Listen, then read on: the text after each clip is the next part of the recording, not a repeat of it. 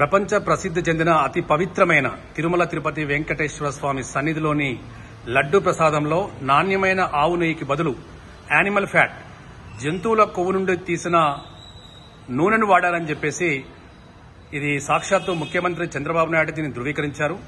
మరి దీనివల్ల లక్షలాది కోట్లాది మంది హిందూ భక్తులు తీవ్ర ఆందోళనకు గురవుతున్నారు. ఒక అర్చకుడుగా దీనిపై మీరు ఎలా స్పందిస్తారు? ఓం నమో వెంకటేశాయ నమః. ముందుగా జై స్వరాజ్య టీవీ సంస్థ అందరికీ కూడా ధన్యవాదములు.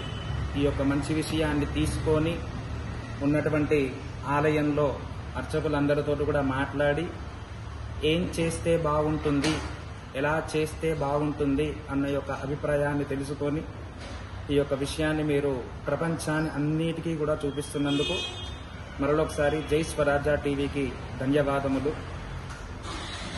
ఇప్పుడు మనం చేసేది ఏం లేదు, హిందువులందరం కూడా ఒకటిగా ఉండి ఎక్కడనైనా సరే ప్రతి ఒక్క దేవాలయంలో కూడా ఎలాంటి ఇబ్బందులు లేకుండా పూజ విషయంలో కానివ్వండి, ప్రసాదాల విషయంలో మనమందరం కూడా ఒకటిగా ఉండి ఒక సంస్థలాగా ఏర్పడి ఇకనైనా ఒక ధర్మ ప్రకారంగా ఆచరణగా శుద్ధితో స్వామివారికి కైంకర్యాలన్నీ కూడా జరగాలి అని చెప్పేసి మనందరం ఒకటిగా ఉండి స్వామివారికి నిత్యం సేవ చేసుకుంటూ ఎలాంటి ఇబ్బందులు లేకుండా ఉండాలని చెప్పేసి ఒక హిందూ ధర్మ ప్రచారంగా ఉండి సేవలు కొనసాగించవలసిందిగా మనమందరం కూడా ఒకటిగా అనుకొని ఉందాము.